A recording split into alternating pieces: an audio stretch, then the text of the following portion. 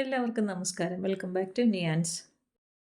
ചോറിൻ്റെ കൂടെ കഴിക്കാൻ കോവയ്ക്ക കൊണ്ട് നല്ല സൂപ്പർ ടേസ്റ്റിൽ തയ്യാറാക്കിയ ഒരു കറിയുടെ റെസിപ്പിയാണ് ഇന്നത്തെ വീഡിയോയിലുള്ളത്.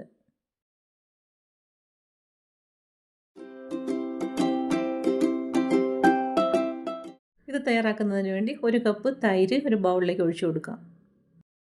ഇനി തൈരിലേക്ക് കുറച്ച് ഉപ്പിട്ട് കൊടുത്തതിന് ശേഷം നന്നായിട്ടൊന്ന് മിക്സ് ചെയ്ത് കൊടുക്കാം.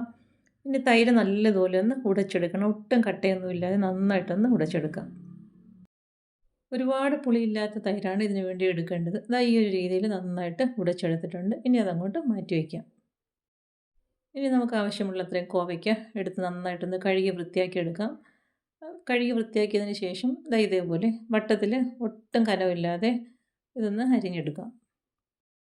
ഈ കറി തയ്യാറാക്കാൻ കോവയ്ക്ക എടുക്കുമ്പോൾ ഒരുപാട് വിളഞ്ഞു പോയതായാലും കുഴപ്പമൊന്നുമില്ല. നമുക്ക് വറുത്തെടുത്ത് കറി വെക്കാനായതുകൊണ്ട് തന്നെ. അപ്പോൾ ഈ ഒരു രീതിയിൽ കോവയ്ക്കയെല്ലാം അരിഞ്ഞെടുക്കാം. ഇനി അതൊരു പാത്രത്തിലേക്ക് മാറ്റി കൊടുക്കാം. അതിലേക്ക് ഒരു 1/4 ടീസ്പൂൺ മുളക് പൊടിയും ഒരു നുള്ളു മഞ്ഞൾപ്പൊടിയും ആവശ്യത്തിനുള്ള ഉപ്പും കൂടി ചേർത്ത് കൊടുത്ത് കൈകൊണ്ട് നന്നായിട്ട് ഇതിനെ ഒന്ന് മിക്സ് ചെയ്തെടുക്കാം. ഇട്ട് കൊടുത്ത മുളക് പൊടി, മഞ്ഞൾപ്പൊടി, ഉപ്പും ഒക്കെ കോവയ്ക്കയുടെ എല്ലാ ഭാഗത്തും നന്നായി പിടിക്കത്തക്ക രീതിയിലൊന്ന് മിക്സ് ചെയ്ത് കൊടുക്കാം. ഇനി ചൂടായി കിടക്കുന്ന എണ്ണയിലേക്ക് ഇട്ട് കൊടുത്ത് നന്നായിട്ടൊന്ന് വറുത്ത് കോരിയെടുക്കാം.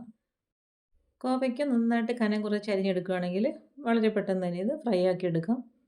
ഒരു 7-8 കോവയ്ക്ക മതിയാവും ഈ ഒരു അളവിൽ കറി വയ്ക്കുന്നതിന് വേണ്ടി. വറുക്കാൻ വേണ്ടി ഒരുപാട് എണ്ണയുടെ ആവശ്യമൊന്നുമില്ല. കുറച്ച് എണ്ണ ഒഴിച്ചു കൊടുത്തതിന് ശേഷം മീഡിയം ഫ്ലെയിമിലിട്ട് വറുത്താൽ മതിയാകും. കുറച്ച് സമയം കൊണ്ട് തന്നെ ഇത് മൂത്ത് കിട്ടും. അപ്പോൾ നമ്മളിട്ട് കൊടുത്ത കോവയ്ക്ക നന്നായിട്ട് ഫ്രൈ ആയി വന്നിട്ടുണ്ട്. ഈ ഒരു സമയമാകുമ്പോഴേക്കും എണ്ണയിൽ നിന്നും കോരി മാറ്റാം. ഇപ്പോൾ മൂത്ത കോവയ്ക്കയെല്ലാം എണ്ണയിൽ നിന്നും കോരി വേറൊരു പാത്രത്തിലേക്ക് ആക്കി കൊടുക്കാം.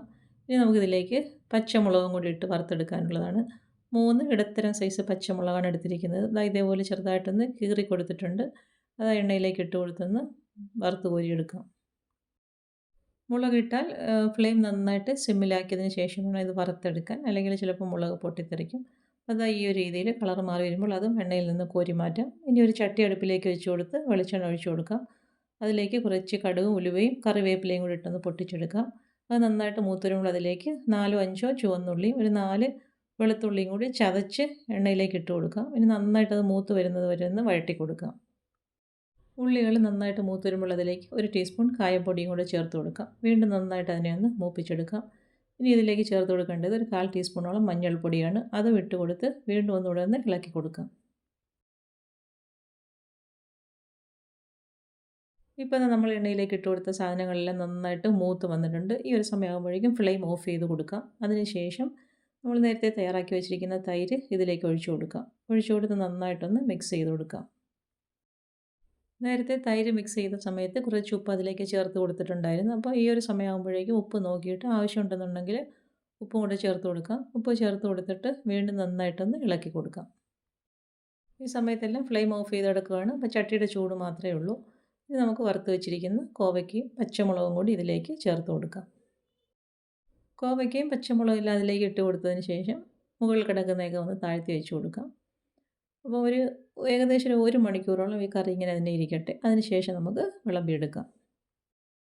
1 മണിക്കൂറൊക്കെ ആകുമ്പോഴേക്കും കറി നന്നായിട്ട് സെറ്റായി കിട്ടും. കോവയ്ക്കയിലും മുളകിലും ഒക്കെ തൈരൊക്കെ നന്നായിട്ട് പിടിച്ച് നല്ലൊരു ടേസ്റ്റാണ്. അപ്പോൾ ഈ ഒരു രീതിയിൽ കോവയ്ക്കയും തൈരും ഒക്കെ ഉള്ളപ്പോൾ ഒന്ന് ട്രൈ ചെയ്ത് നോക്കൂ. ചോറിൻ്റെ കൂടെ കഴിക്കാൻ വളരെ ഈസി ആയിട്ട് തയ്യാറാക്കാൻ പറ്റിയ ഒരു കറിയാണ്.